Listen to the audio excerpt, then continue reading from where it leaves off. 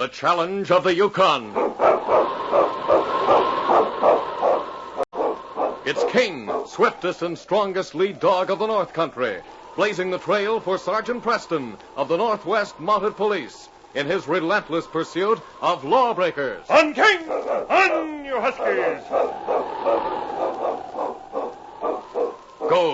Gold discovered in the Yukon. A stampede to the Klondike in the greedy race for riches.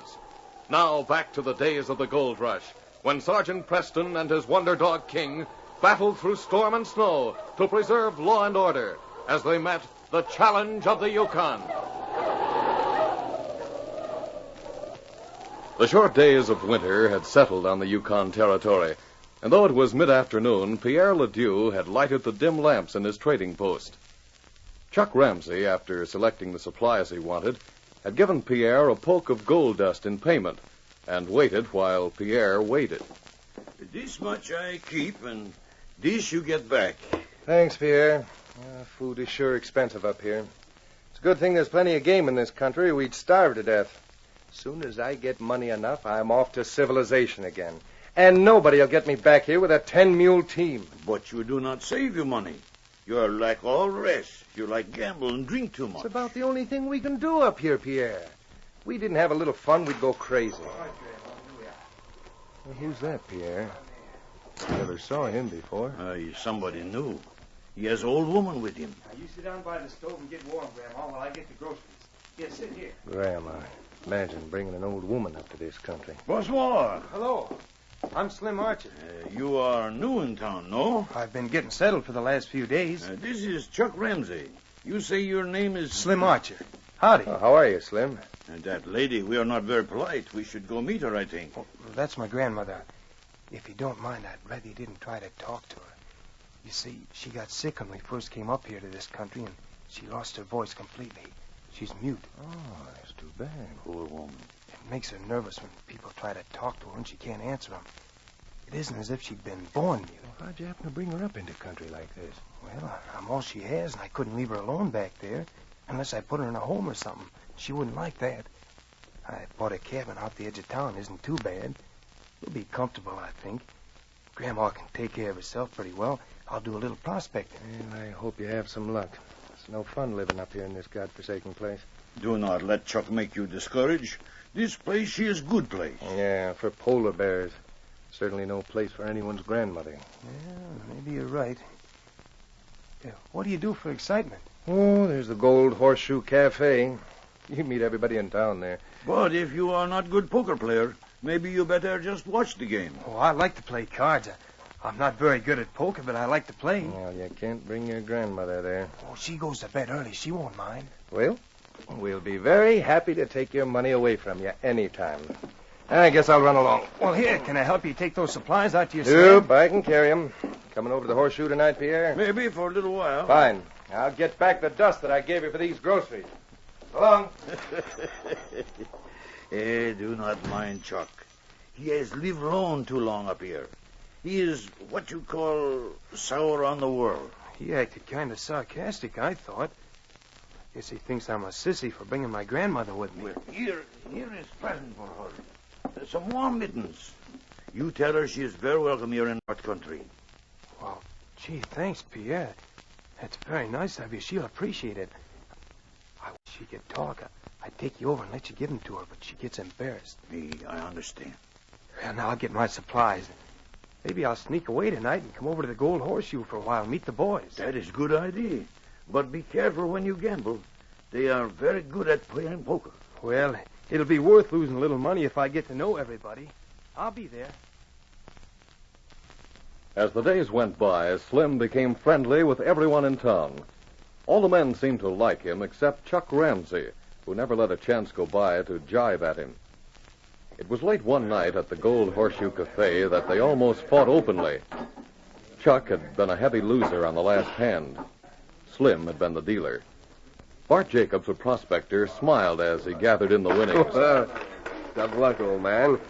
You almost bluffed me, Chuck. You wouldn't call betting on a full house bluffing, would you? Grandma's boy over here is always bad luck for me. Should have known he'd deal me a losing hand. Sacre bleu, Jacques. You go a long way to pick trouble. Oh, he's just mad because he lost more money than I did. He doesn't want to admit I'm a better player. Now, listen, you little punk. You get fresh with me, and I'll ram this deck of cards down your throat. Oh, Chuck, cut it out. Come on. We better go, boys. Gosh, he can't even take a joke anymore. Next time we play, I'll take away the allowance your grandmother gives you in the first few minutes. And you'll quit crowing. Come on. Wow, what a storm. Lad will be walking the same way the wind is blowing, Chuck. Slim, this is bad for you. You must go other way. Gee, this is awful. Hey, Pierre, do you think I could bunk in your back room with you? It's so far out to my cabin. Oui, you're welcome. But your grandmother, will she be all right? Oh, she won't mind being alone one night. I'll get out there early in the morning. There's plenty of wood stacked behind the stove. Fine grandson you turned out to be. Letting an old lady stoke her own fire. Oh, Chuck, shut up. Let the kid alone. I'll be in with those furs tomorrow, Pierre. You take so much of my money tonight. I warn you, tomorrow I drive hard bargain. Well, I'll watch out for you. Good night. Come on, Chuck. Good night, Bud. Good night. Night, Chuck. Good night. It's best for you stay with me, Slim. This storm, it gets worse. It was later the following day. Pierre was busy with his customers and was surprised when Slim Archer rushed into his store after having left only a few hours before. I guess that's all, Pierre. Hello, Pierre. Hello, Flint. Hello, Slim. Well, you are back so soon, Slim. Is something wrong? Somebody robbed our cabin last night. What you say? Robbed you? I stayed here with Pierre last night on account of the storm, and my grandmother was alone. She heard someone come in, and she thought it was me. She sleeps in a curtained-off corner of the cabin so she couldn't see, and, well, she didn't pay any attention. This morning, the whole cabin was ransacked. Well, Did they get much money? Oh, no, just a few dollars we had in a tin can on the shelf. You're lucky if all he got was just a few dollars and nobody got hurt. It was probably just a drunk on his way home. Oh, there is Bart. He bring fur to trade. Hello, boys. Hello, Bart. Hello, Bart. Is something wrong with you? You look so... I'll say there is. Look at my head. Why, it's cut. What'd you do, fall down? Yeah, I fell down all right after somebody hit me with a lead pipe. Hit you? When I went home last night, I left Chuck at his cabin and went home to mine. It was dark inside and left the door open and fumbled around for a match to light the lantern. All of a sudden, something hit me from behind. That's all I knew till I woke up on the floor. And were you robbed? I'll say I was.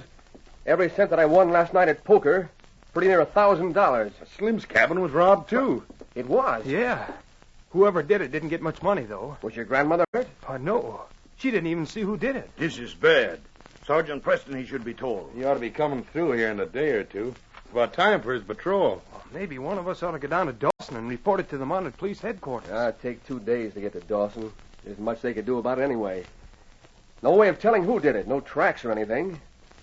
Guess we better forget it until the sergeant gets here. From now on, I keep gun under my pillow. It was over a week later that Sergeant Preston stopped his dog team in front of Pierre's trading post on his regular patrol through his territory. Husky! Ho, you Husky! What The team lay down in the snow, all except King, the big gray leader. King had been running free, and he was close at the Mounties' side when they entered the store. Pierre was alone. Bonjour, sir. Hello, King. Hello, Pierre. How are you? Me, I am fine. But there is much trouble here. Trouble? We have looked for you for a week. Well, I'm a bit late this trip. Ran into some trouble in Bear Creek. What's wrong here? There is robber here. 3 times now. Much money has been stolen. Money stolen. They robbed your post? No, that is funny thing. Each time it happened after big poker game. The first time it is Bart Jacobs. And that same night, Slim Archer. Slim Archer. Well, he's new here, isn't he? I don't remember the name. He come since you were last here. He live with his grandmother who cannot talk. A grandmother who can't talk. She's mute. She can't speak. Oh. Slim is very good to her. He's a nice boy. Would you know anything about him? He is not one who rob. That first night he stay here with me all night in trading post. That is night his cabin is robbed. Oh, well, that lets him out. Go on, Pierre. Tell me about the other robbery. There is big poker game 3 nights ago. Pete Willis is big winner. That night when he go home, he's hit on head and robbed. You say that twice. The man who won at poker was the one robbed. How about the men who played with the winners? Have they alibis? Wait, Slimmy has come home with me, and Chuck, I don't know. You mean Chuck Ramsey? We? Well, I've known Chuck a long time. Doesn't seem likely that he could... Here is Chuck now. Well, Sergeant Preston. Sure is. Down, King. Stop it. Hello, Chuck. Hey, doesn't that dog of yours ever forget? Stop it, King. King does not like you, Chuck? Oh, he hates me. Long time ago, Chuck and I got into an argument about wrestling. We were in his cabin, and Chuck claimed he could break a certain hold I knew. We forgot about King and decided to try it. King thought he was trying to hurt me. He sure did. Took the seat right out of my pants, and he hasn't trusted me ever since. He never forgets anyone who tries to hurt me. Well, I wish he didn't have such a good memory. You, staying in town long, Sergeant? We'll have to make a trip to the Indian village east of here. Have to get some medicine to them. But, didn't Pierre tell you about the robberies? Yes, he was just telling me when you came in. I'll be back here in 3 days after I get the medicine delivered. Well, why don't you stop and eat with me on your way out of town? It'll save time. I'll have everything ready. I'll do that, Chuck. I'll be leaving in about half an hour, though. Well, I'll hurry home and get the food ready. You'll have to leave that dog of yours outside. I don't trust him any more than he trusts me. That's fair enough. Oh, give me some tobacco and some sugar, Pierre, will you? We? I'd like to talk to you about these robberies, Chuck. You played poker with these men the night they were robbed, didn't you? Yeah. Last time, though, I got sick and went home early before they stopped playing. Liquor I drank didn't seem to agree with me. Oh. Have you any idea who might have done it? No, not exactly. Known everyone a long time except Slim Archer. Nobody was ever robbed till he showed up. Chuck has never liked Slim since first he saw him. Well, why don't you like him, Chuck? Oh, I can't put my finger on it exactly. Everybody thinks he's so wonderful because he takes such good care of his grandmother. They all feel sorry for him, but I don't. She should have had sense enough not to come up to country like this. And he should have had sense enough not to bring her. Maybe that's why I don't like him. And maybe you are jealous because he has learned to be a better poker player than you, huh? I think there's something tricky about him. And I'll talk to you later, Preston. Oh, put these things on my account, Pierre. Oui. I'll see you in a few minutes, Sergeant. Right, Chuck. Chuck, he wants you to think maybe Slim is guilty one. Yes, he seemed to, didn't he? Pierre, are you sure that Slim didn't sneak out of here after you were asleep that night of the robbery? No. You see, Sergeant, Bart, he was hit on the head just when he get home, when he start to light lamp. Slim and me, we sit and talk for a long time before we go sleep. It had to be somebody that played poker with Bart. No one else would have known that he won all the money. That is true. Pierre, I'm not leaving here today. But you tell Chuck you have to take medicine to Indians. Well, it's true I do have to take medicine to them, but there's no hurry about it. I'm going to pretend to leave town. Chuck will think I've left, and I want you to tell people I've gone and won't be back for 3 days. But why you do this? Well, there's just a chance that whoever's doing this may try for one more haul before I get back. You think you could get these men together for a game of poker tonight? That will not be hard. I'll leave town with my dog team, and after dark I'll come back. Leave your back door open, and King and I will stay in your back room. Wait. Now, if anyone wins a lot of money tonight, I want you to hurry home and tell me. Maybe you can manage to leave before the rest do. And if I am big winner, I will not be afraid of robber tonight with you and King. Your store is close to the Gold Horseshoe. You can get back here before any of them leave the cafe. Oui, Sergeant. I'll see you tonight then, Pierre. Come on, King. We'll go out and have a talk with Chuck Ramsey.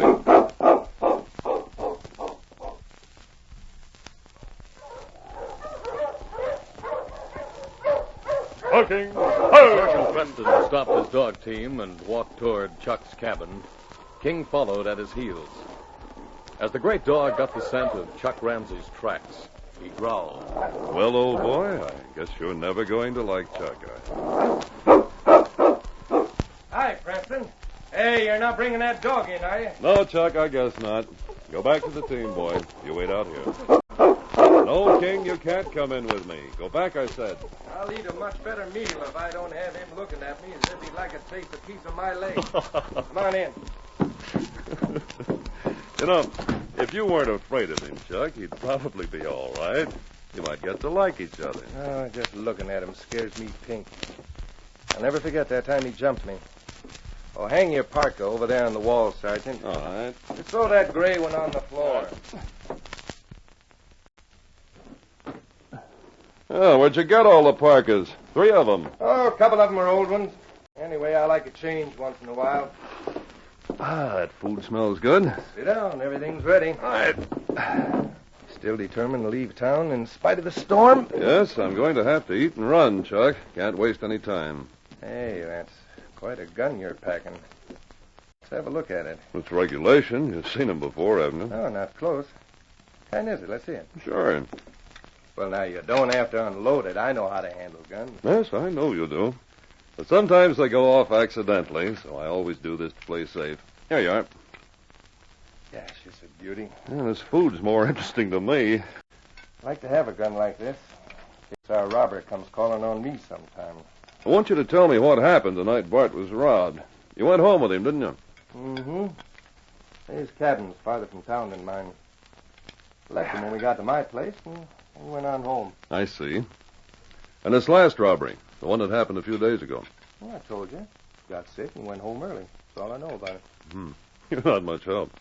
Well, give me my gun and eat your dinner before it gets cold. Oh, sure. Here it is. Right. Wish you'd let me try a couple of shots with it. Maybe I will on my trip back. Good. I'll have some tea, Sergeant. Pass your cup over here, and I'll pour it for you. It was almost midnight, and the wind howled around the Gold Horseshoe Cafe.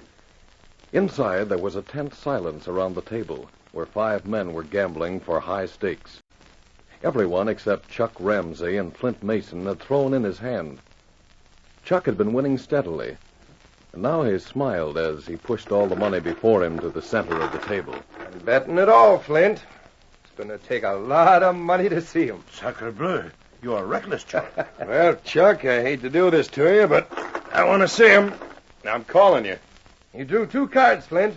It's either a full house or 4 of a kind. But either way, I got you beat. 4 aces. Just a minute, Chuck. Huh? Look here. Straight flush. What? Straight flush, and he drew 2 cards. If that ain't luck. Well, I'll be... Of all the rotten luck. Oh, that is bad. Hey, you better plan to stay with me tonight, Flint. You might get knocked in the head the way I did. Yeah, I'm ready for that. I'm packing a gun, and I'm about twice as big as anybody I've seen in town. I'm itching to meet that robber. Nobody dare tackle Flint. Now, let's have another drink. Whose deal is it? Slim Del last. It's your deal, Pierre. I'm tired. I think maybe I do not play anymore. Yeah, I'm through, too. You boys go on playing. I'm going home. Come on, Pierre. Pierre, if I stay and play a little longer, can I sleep in the back of your store tonight? Why don't you stay with me, Slim, and you won't wake Pierre up? Well, thanks, Bart. The storm's too bad to go home tonight. Good night, boys. Sorry about that flush, Chuck. You're sorry. How do you think I feel? Come on, Pierre. Good night. Good night, Yes. Good night. Sergeant Preston and King waited in the back room of Pierre's trading post. As the front door opened, the big dog raised his head and growled. Quiet, boy. It's only Pierre. Sergeant, you are here? Yes, Pierre.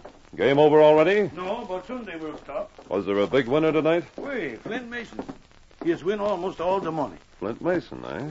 Now, let's see. His cabin's the one right next to Andy Park's, isn't it? Wait, about quarter-mile other side of Gold Horseshoe. If I hurry, I can get there before the game breaks up. They will be long time, maybe. I doubt that anyone would try to rob Flint. He's such a big fellow, nobody'd want to tackle him. Guess I'll spend the night with him anyway. You never can tell. I'll go to his cabin and wait for him. Look out he does not take you for robber. He has gone. Don't worry. Flint knows King and me. If any robber comes there tonight, he'll have quite a reception waiting for him. Or maybe I should go Well, no too. thanks, Pierre. I'll take King and go alone. Nothing may happen, but I'll spend the night with Flint anyway. Come on, King.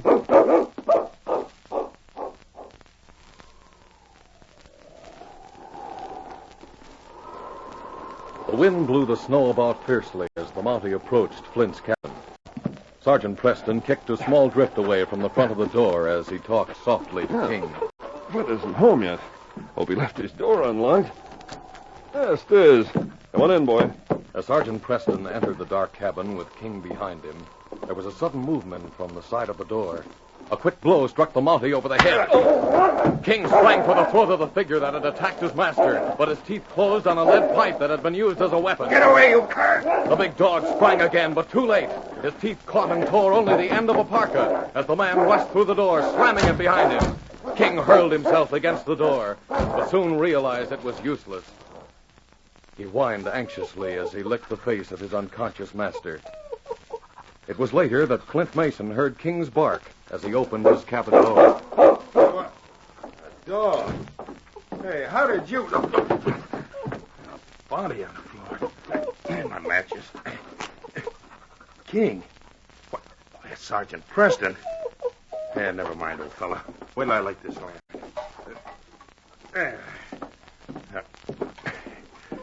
Sergeant Preston. He's alive anyway. Don't worry, King. I'll get him out of this cot. Hey,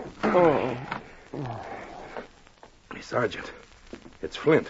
My head. Your head? Wait till I get this parka hood off. Oh. Wow. Somebody hit you an awful wallop. Well, I get a cold towel. King, old boy. Here. Let me put this on it. Now, can you remember what happened? Someone struck me when I came in the door. That's all I know. Whoever hit you was waiting for me in here. It was lucky you had that thick fur hood over your head. I don't see how he got away from King. He must have got out the door before... Hey, there's something on the floor over here. Oh? It's a piece of fur. Gray fur. Looks as if it had been torn off a parka. I'll bet your dog grabbed his parka. Let's see it. I wonder if he dropped anything else around here. But his fur is gray. Hey, Sergeant, there on that nail, sticking out from the wall. It's another piece of fur just like it. It was caught on that nail. Yeah, look at it. What? Well, you're right, Flint. It's from the same parka.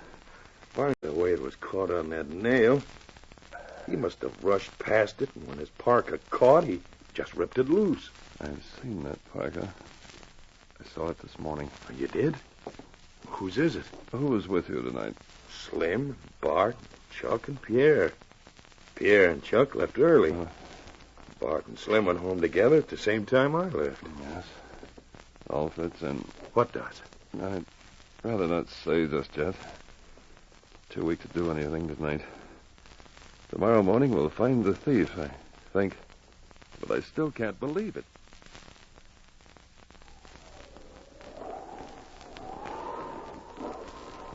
The following morning, Sergeant Preston and Flint walked down the main street toward Chuck Ramsey's cabin.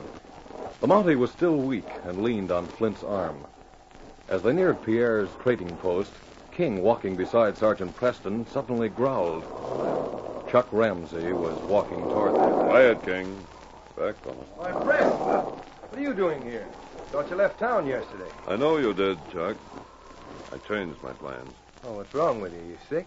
Let's go into Pierre's where I can sit down. Well, sure, come on. That dog again. Won't even let me help you. Yeah, I'll help you. Come on, Sergeant. You get sick on the trail or something? Sergeant Preston, did you get him? Did you... Huh, sacre bleu. Is something wrong? Here, sit down. Thank you. No, nothing much. Just a slight case of mistaken identity, I guess. Well, tell us what happened to you. Chuck, did you ever see these pieces of fur before? Look at them. Why... Well, where did you find them? Have you ever seen them before? Why, they look like the fur of my old parka, the one that was stolen last night. The one I saw hanging in your cabin yesterday? Yeah, the gray one. I was just coming to tell Pierre that someone must have got into my cabin last night while I was playing poker and stolen my parka. Oh. Are you sure you didn't just think of that now, Chuck? Just think of it. What are you talking about? Where'd you find these pieces of fur? Huh, Slim. Good morning, Slim. Hello, boys. Hello, Slim. This is Sergeant Preston. Oh, hello, Sergeant. I've heard a lot about you and this dog of yours. Is this King? Yes, it is. I was afraid I wasn't going to meet you. I decided to take my grandmother over to see the doctor at the mission in Cree's Crossing this morning. She's out on the sled.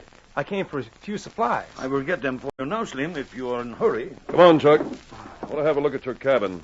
You'd better come, too, Flint. Well, why do you want to look at my cabin? I want to see if that gray parka is really missing. Come on, King.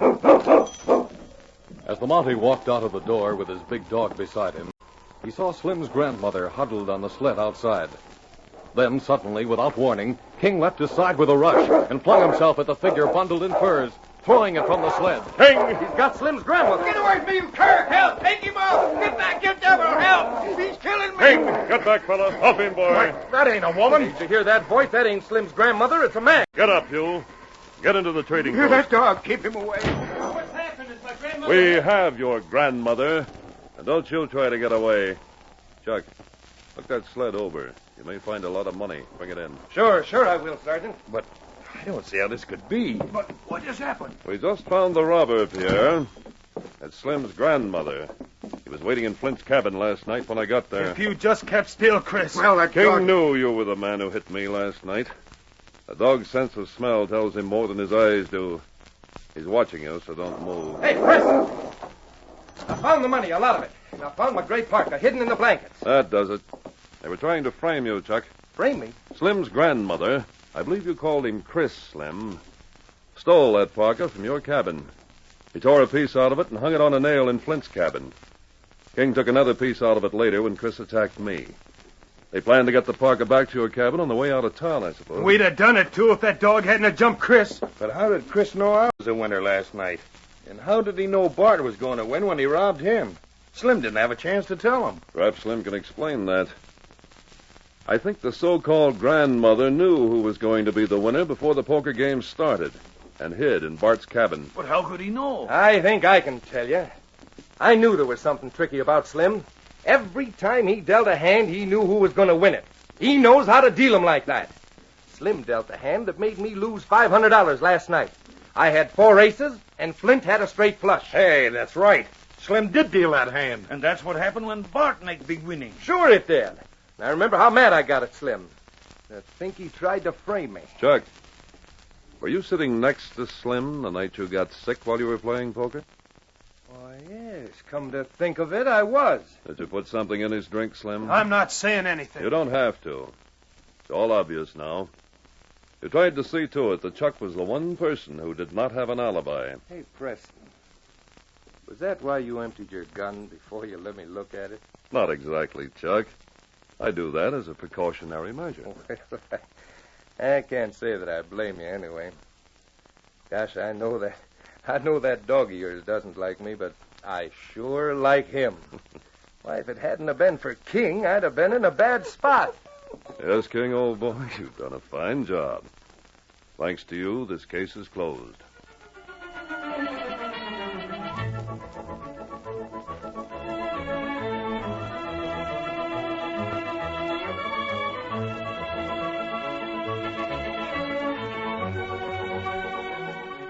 The Challenge of the Yukon, a copyrighted feature, is a George W. Trendle production written by Mildred Merrill. The part of Sergeant Preston is played by Paul Sutton. All names and incidents used are fictitious. Listen again next week to another exciting adventure during the days of the gold rush. Fred Foy speaking. This program came to you from Detroit. Coming up tonight over most of these same ABC stations, a case of mystery on Ross Dolan Detective, the popular thrill show starring screen actor William Gargan as tough private eye Ross Dolan. And for a fast game of crime busting, there's nothing so exciting as a half hour with Mr. Dolan every Saturday night. For instance, take one case he was on. It seemed like a quiet evening for Ross. He was taking it easy. Then suddenly he found himself mixed up with a fabulous collection of stolen jewelry. As if that weren't enough to occupy the attention of any hard-working detective, a beautiful girl photographer entered the scene.